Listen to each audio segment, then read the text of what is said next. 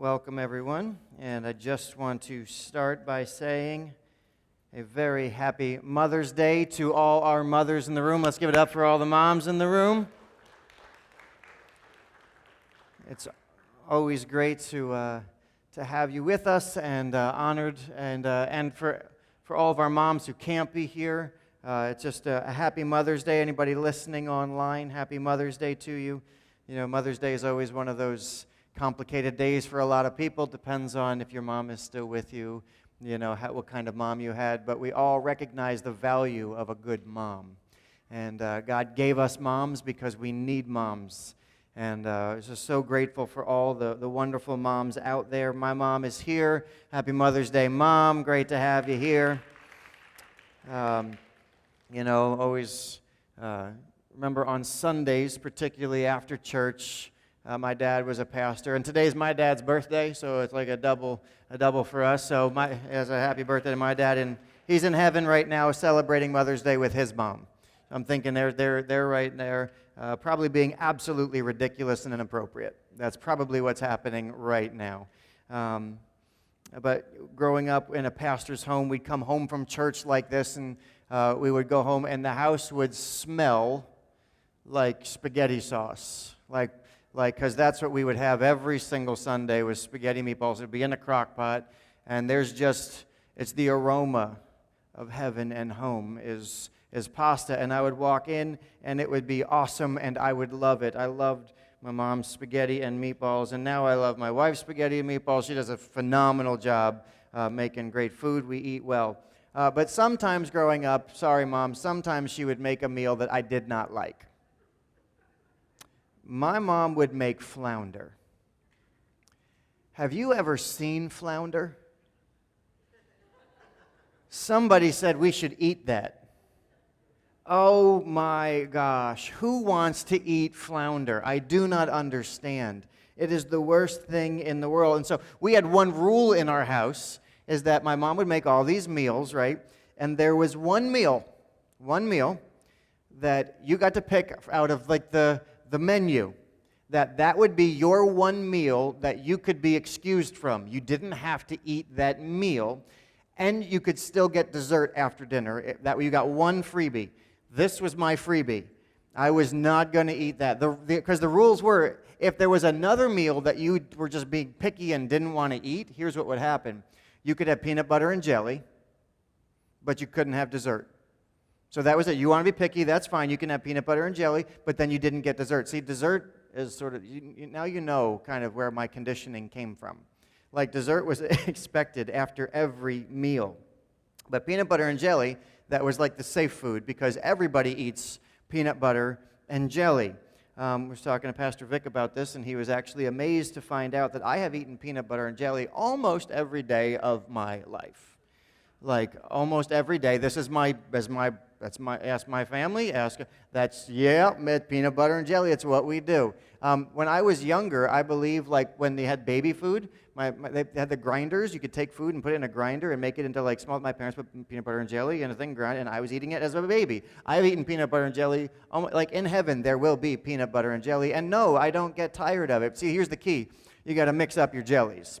See, you can have strawberry jelly, which is like your standard go-to, or grape, whichever is yours, right? But then you start going into like, okay, we got peach, and then we got apricot, right? And then if you want raspberry. Now, if you want to go next level, if you really want to elevate, then you can start messing around with like peanut butters and things. You can go crunchy, creamy, right? You can do like synthetic, you know, you can do the, I like to add sometimes I'll do peanut butter with Nutella and fluff all on one with a banana in there and just mix it in there. But if you really want it, the top jelly, you know, like, remember National Lampoon's Christmas Vacation, Jelly of the Month Club?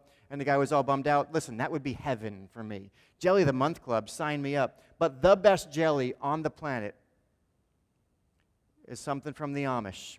Man, at Kitchen Kettle in Lancaster, Pennsylvania, they make a seedless black raspberry. Oh, I'm telling you, seedless black raspberry with peanut butter on potato bread. And as my dad would say, 10 seconds in the microwave. Just heat up just a little bit. Just a little bit. I mean, if I were to open a restaurant, it would be a peanut butter and jelly restaurant, and we could put it on waffles and on pancakes and French toast. We could put it on, English muffins. We'll find out. In college, I had Pop-Tarts, right? You get a strawberry Pop-Tart, I put peanut butter on that just to mix it up, you just put peanut butter on jelly on everything. Here's the thing, I've had it almost every day of my life. So here's the question for you. What meal could you eat almost every day of your life and not get tired of? Ramen noodles? I heard ramen noodles. All right, ramen noodles, all right. I mean, think about it. Is there like ice cream and donuts every day? Okay, ice cream and donuts. Anybody? Coffee. Coffee's a beverage. That's a beverage. French fries. Anna could have French fries. Potatoes every day. Maybe my daughter rice. Anything rice. Elise could eat rice every day. Like, just think about what could you eat every single day and not get tired of it. Like, you've all got those things. Maybe it's Cheerios. I don't know.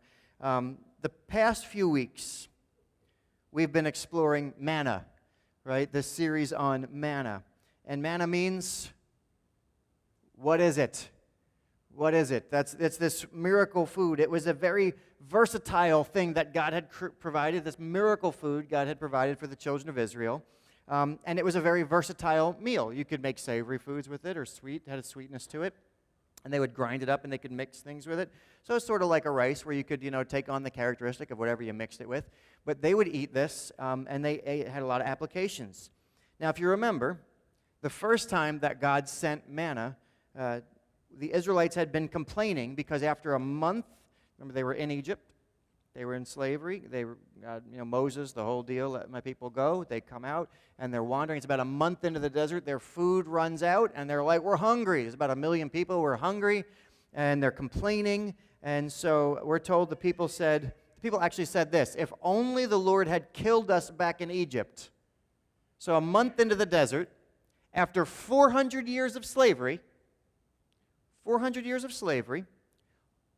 month in the desert, and they're already saying the Lord had only killed us in Egypt because there we sat around pots filled with meat and ate all the bread we wanted.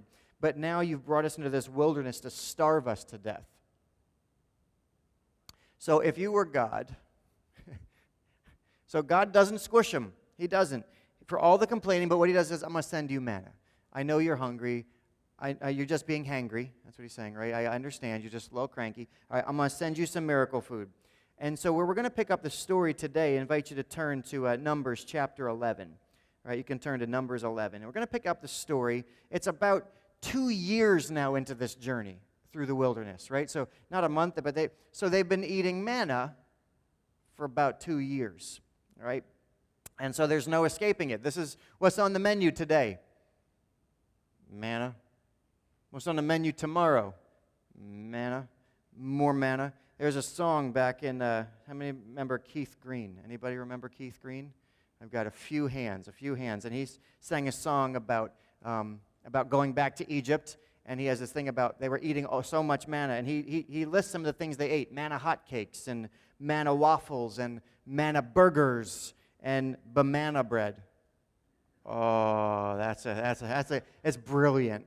Banana bread. So after a while, he's saying these people were so tired of eating manna. They're like, I'm so tired of this. They're not happy about it. You know what? They would have killed for some flounder, right? That's what they want. They were actually, that's literally what they said. So you can read it with me. We're going to Numbers chapter 11, beginning in verse 4. This is what it says. It says, then the foreign rabble who were traveling with the Israelites began to crave the good things of Egypt. And the people of Israel also began to complain. Oh, for some meat, they exclaimed. And they continued, verse 5, we remember the fish we used to eat for free in Egypt. And we had all the cucumbers, melons, leeks, onions, and garlic we wanted. Verse 6, but now our appetites are gone. All we ever see is this manna. They're complaining about God's goodness to them. They're complaining about it. And a few things to note. The complaining started with the foreign rabble. See, there was a small group of non-Israelite people that were traveling with them. They were likely Egyptians who had come out, and for whatever reason, they had left Egypt, and they are traveling with the people. They don't share the history of Abraham and Isaac and Jacob and Joseph. They don't have those stories in their past. They were people of Egypt, and they begin to complain because they're tired of manna.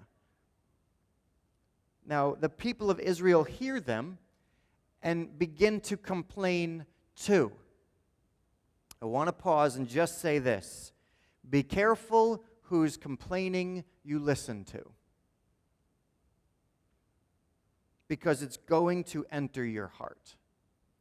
Be careful whose voice you give an ear to, because there are people that know nothing of God that are going to complain about the things of God. And if you're not careful, you begin to complain about God. So the people begin to complain too, because they say we want meat and we want fish, which were abundant in the Nile, right? That Nile region of Egypt. Now they remember the cucumbers and the watermelons and the vegetables, the flavorful vegetables, garlic. I mean, of course, garlic. Garlic. Of course, I would complain about no garlic, right? We're told here that they craved the good things of Egypt. They craved the good things of Egypt. They actually say, we used to eat those for free. Sounds great, right? Doesn't Egypt sound awesome? Man, Egypt, we had all the food we wanted. It was great. So much good things. Let's just stop right there. Can you remind me, what was life like in Egypt? Well, do you remember reading the story? Like, what was life like for the Israelites while they were in Egypt? Remember Moses, the guy leading them? Remember how his story started? What does mom have to do with him? She had to hide him because the leader of the Egyptians was killing all the little boys. The good things of Egypt. Remember those great times we had where we hid from people? How many Israelite business owners were there? Oh, that's right, you're slaves. There's no business owners. How many governors were there? What future would there be for the little boys and little girls coming up in the Israelite homes? What was their future going to be? Oh, you can't wait to make bricks like we're making bricks because the slave drivers are making us work hard. Remember how good Egypt was? Egypt was not good. They were slaves. It was a nation of slaves. And we're told they craved the good things of Egypt, that they ate for free. Let me ask you, did they eat for free? It wasn't for free. It came with chains. Yeah, you can eat all you want as long as you do every single thing I tell you when I tell you because I own you. Egypt's going to give you all the meat you want. Just put the shackles on. They forgot the backbreaking work, the impossible conditions, the inability to own land or build wealth. Remember how you couldn't worship God freely there? Oh, yeah, but man, that food was great. Like, what do you call that? We call that selective memory. That's what we call that. Selective memory. They had forgotten or were ignoring all the pain, all the hardship, and were so controlled by their appetites that they actually began to think of Egypt as a good time. This is great. Remember Egypt? Man, Egypt was so good. I can't wait to go back to the good things of Egypt. And here's the crazy part. They still had manna. It was still sufficient, and it was still nourishing, and it was still free there every single day. They could go gather as much as they wanted every morning. They had nothing to carry. They weren't burdened by bringing manna with them every day. Every day they walked out, it was there for them. There was enough for everybody. Manna was still showing up, and they're complaining about it and longing for Egypt. And this wasn't the only time they would say this. You fast forward, the people come to the edge of the promised land, if you remember. So now they walk through the wilderness. They're finally here. God says, I've got good things for you. Go in and take the land. I've given it to you. And the people say, I don't believe you. No, I think we're going to, the people in the land, they're going to kill us. We can't do this. This is impossible, God. I don't trust you. We're going to be killed. And as a result, God says, oh, these people. He says, listen, I'm not going to give up on giving it to you, but it's going to be the next generation now because open doors don't stay open. So you're going to spend your life wandering in the wilderness now because you don't trust me, and then the next generation, I will give it to them. So now it's sometime later, and as if on repeat, The people once again start to complain. Numbers 21, verse 4, we read this. The people of Israel set out from Mount Hor, taking the road to the Red Sea to go around the land of Edom, but the people grew impatient with the long journey. And they began to speak against God and against Moses.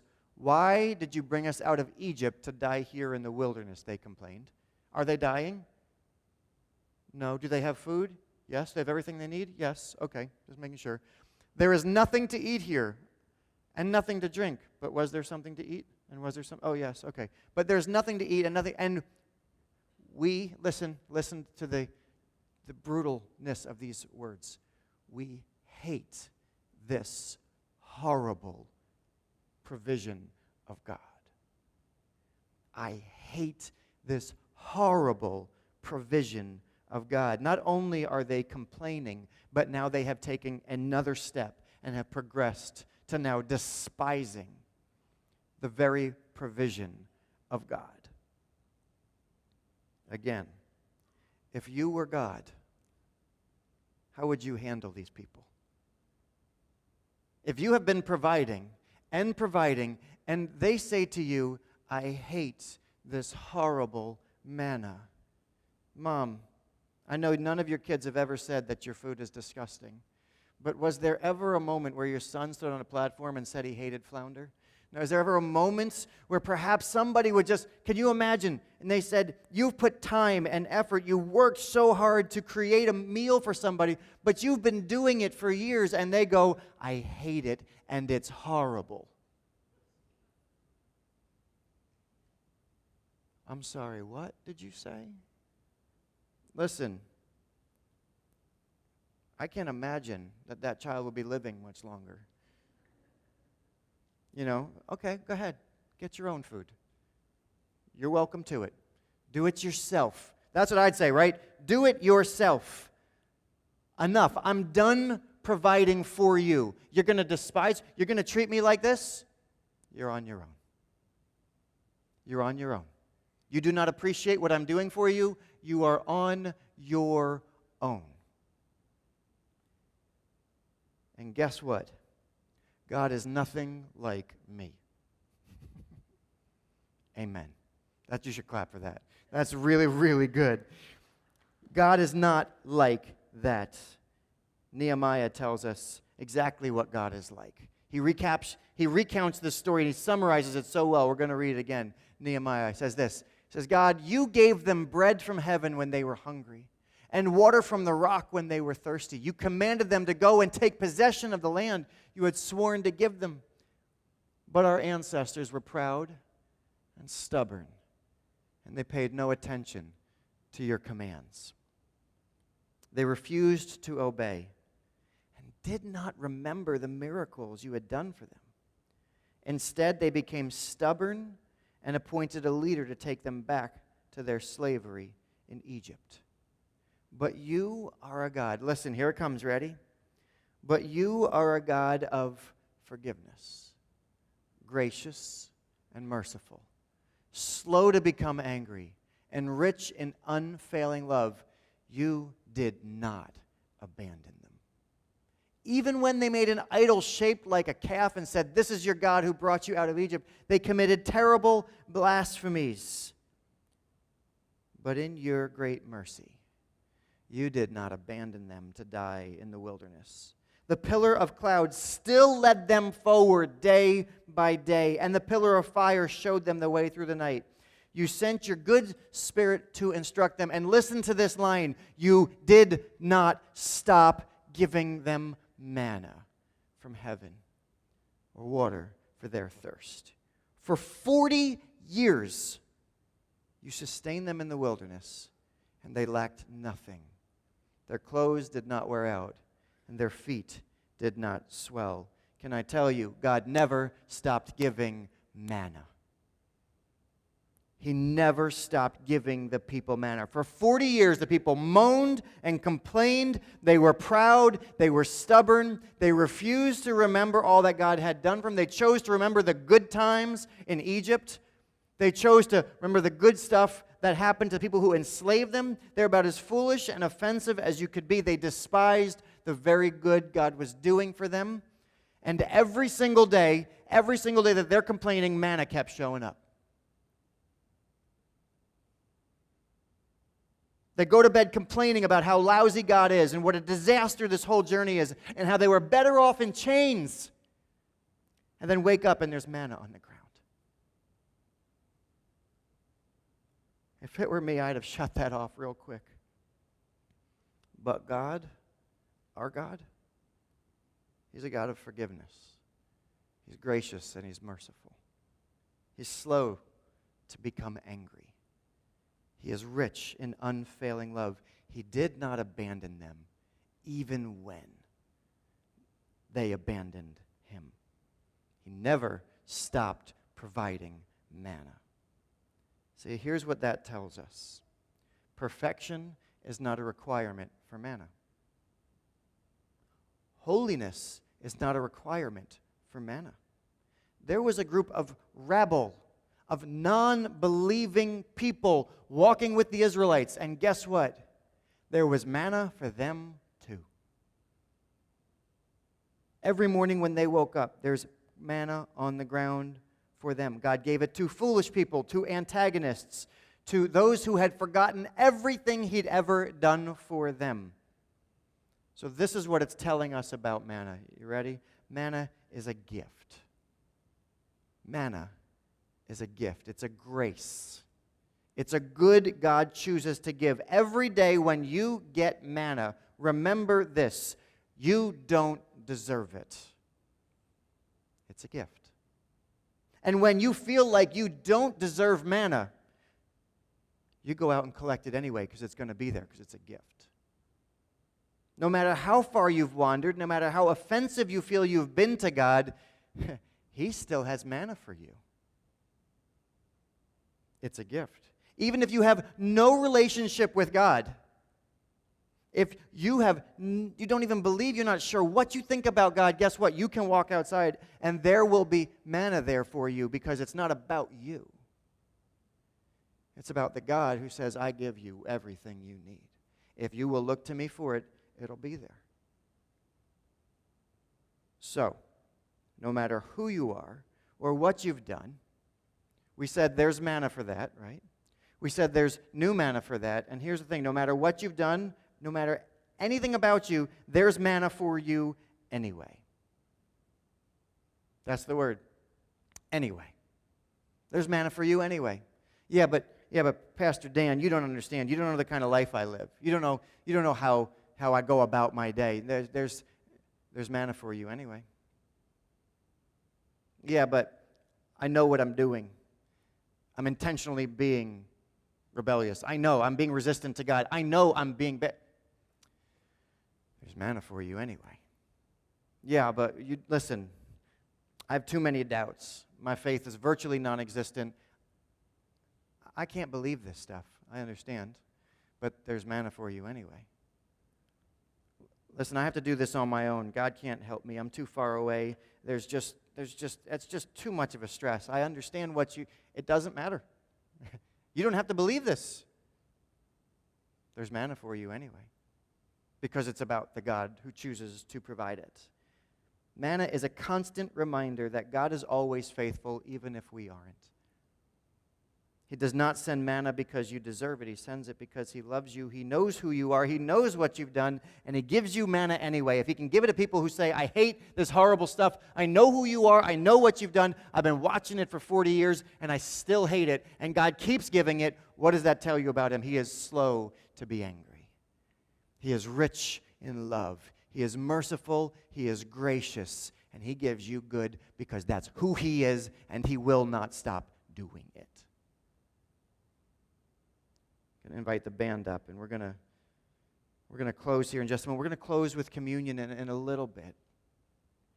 But may I suggest some action steps for us? Some application for us to take this from the story of Israel. Just say, okay, that's great that God did all that, but me today, 2023, Mother's Day, what do we actually do with this? How do we apply this? Some action steps. Number one, you ready for this? Stop looking back. You go, I don't know if What are you talking about? The people of Israel had selective memory.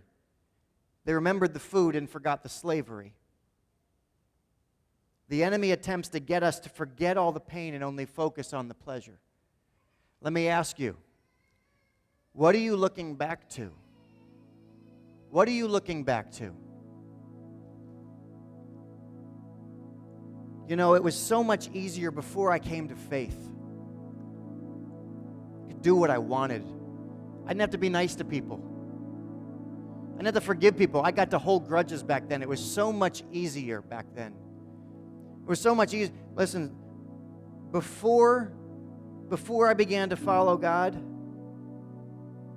before I had to be nice, before I had to exercise self-control, man, those were the good old days. Old me would have given them a piece of my mind. They would have respected me. Old me got to keep all my money. I didn't have to tithe.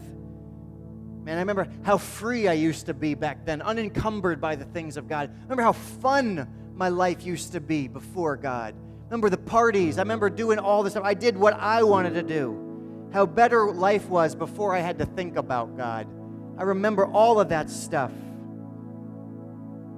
That's what the enemy teaches us to do, to remember those good old days in Egypt. But you know what we forget? We forget how lonely we were. Forget those lonely nights. Forget how lost we were, without a compass. Forgot the pressure we felt to make everything work because it was on us. The anxiety of not knowing what's going to happen next. But yeah, man, the fun of Egypt. Oh, the food was great. We forget the shackles. I don't know if you need to hear this or not, but maybe you're struggling and you're like, this faith thing, I'm not sure if I'm going to go all in or not. I'm sort of just on the fence, like, I believe it's good, but there's so much appealing about this world. I just tell you, Egypt is not better. There is no life for you there. It may give you food. It may give you the things that everybody else is saying matters, but it comes with a set of handcuffs and chains. Stop looking back. See, the problem for the people was not that they wanted more than manna. God never intended manna to be a long-term solution. If you remember, he was leading them into the promised land. What does it tell us about the promised land? We're talking land of milk and honey. It said the grapes were like enormous. The fruit, the land, the produce of the land was going to be so rich. They were supposed to be eating all of that good stuff.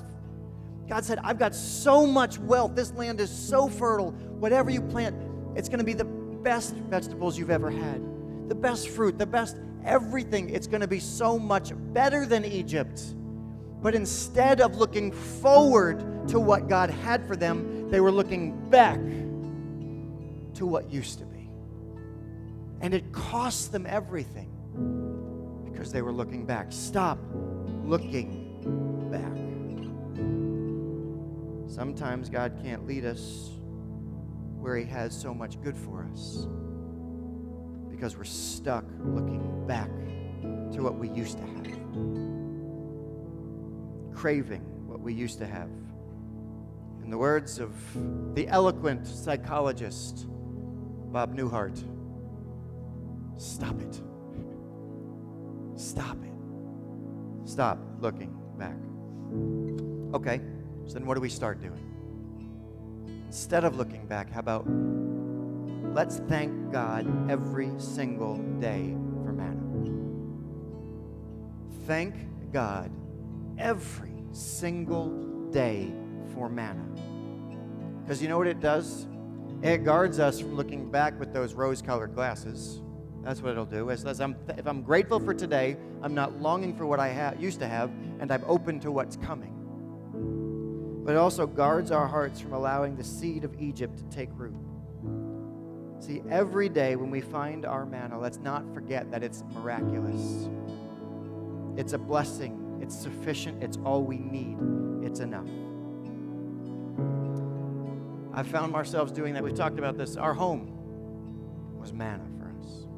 It was the miraculous provision of God. There's a whole story about how God provided for us. It's amazing. It's awesome. So grateful to be in that house. It was like we never thought we were going to be able to buy in Robbinsville. God opened up all sorts of doors. It's literally manna. Yet there are days I hate this house. So much work needs to be done here. Complaining about this or what we don't have. I wish we had extra room over here and not enough storage for this, and this needs to get fixed, because I can complain about the miraculous provision of God. It's easy. It's easy. You're praying and praying for a job. God, I just need a job. I need a job. And God provides the job, and it's manna. And all of a sudden, I hate my boss. My coworkers make me nuts. I don't feel fulfilled doing this. And all of a sudden, we begin to despise the manna of God. When we find ourselves complaining about the good God has given us, there is one response and one response only, and it's very simple. Get on your knees and repent, and thank God for the good that He has given you. And here's the amazing thing. When you get up off your knees, you know what's going to happen? There's going to be manna there again, because it keeps showing up. There's going to be manna. Day after day after day. God, I've been complaining, and I've been awful, and I've been just so ungrateful, and I've been miserable. And God says, there's manna again for you, because I love you. And I love you, and I love you, and I will not stop. Because that's how good and gracious He is. Every day we get to choose.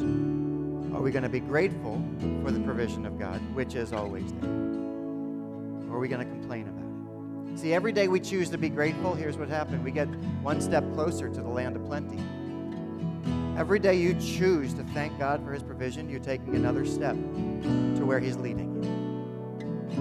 And it's so much better than what you're leaving behind. God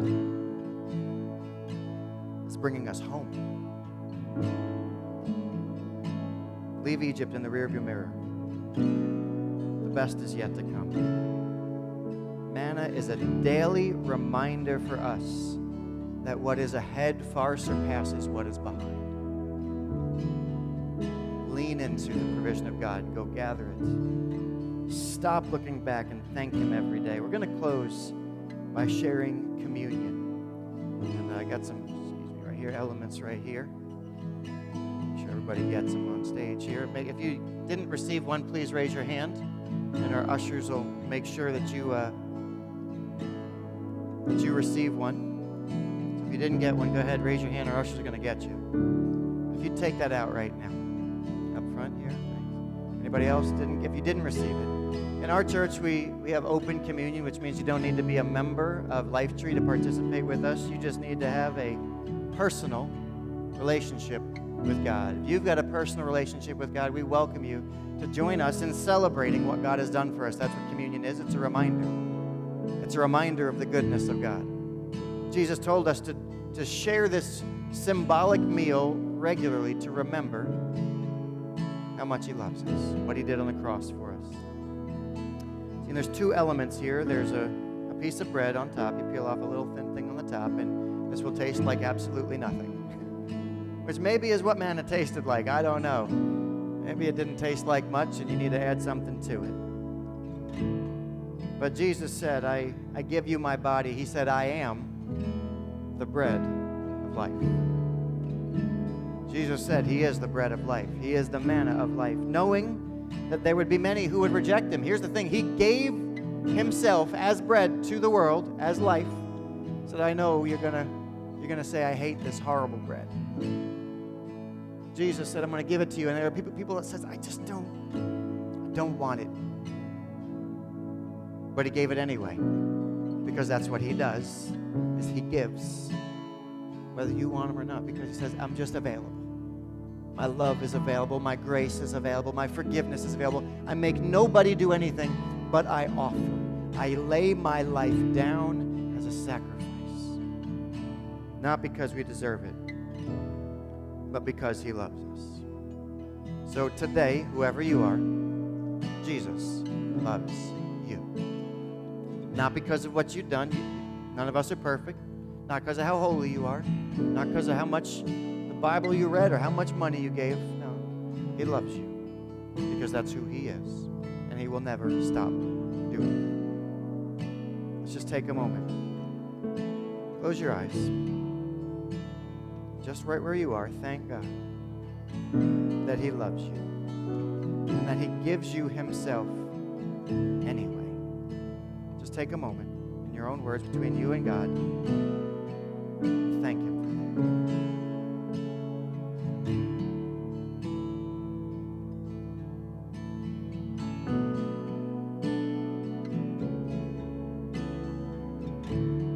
that. Lord, we thank you for this bread. Tiny reminder how big and awesome you are, how great your love is for us. Lord, that the life you give to us is not dependent on us. It's because you gave it. How good you are. Lord, we collectively together receive this today and recognize that you are the bread of life. You are all we need. You are sufficient. We thank you. It's in your good name we pray. Let's eat together. And now the cup. It represents his blood. That Jesus has grace for us. Blood always symbolized a sacrifice. That by the blood shed from the animals, it acted as a purifying agent for the people. It was temporary. It was something that God accepted as an offering. And Jesus said, I will give my life as the sacrifice that purifies us. And here's the thing. The scriptures tell us that if we confess our sins, he is faithful to forgive. So I encourage you right now, just take a moment. Again, close your eyes, search your heart.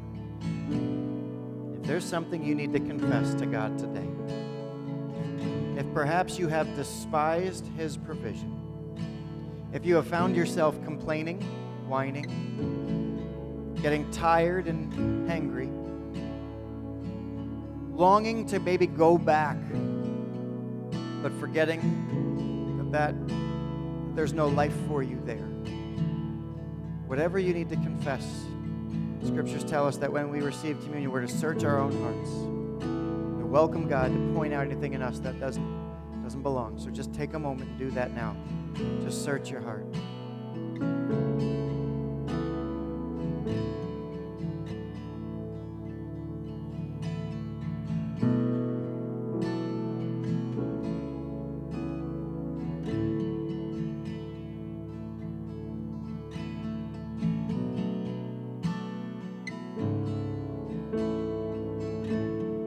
Lord, we repent, we confess. What are the times that we fall short? We know it, you know it. Lord, we acknowledge it in front of you, humbly, not afraid of you, because you tell us that you welcome us in. We can boldly come to your throne, because when we do, we're going to find grace, mercy. Lord, you're going to forgive. You're going to make us new. You're going to wash us clean. Today is a brand new day. Lord, your grace is amazing. Thank you. Thank you for forgiving such stubborn and foolish people like us. Lord, you are so good. Thank you. We commit this to you. It's in your good name we pray. Amen. Let's drink together.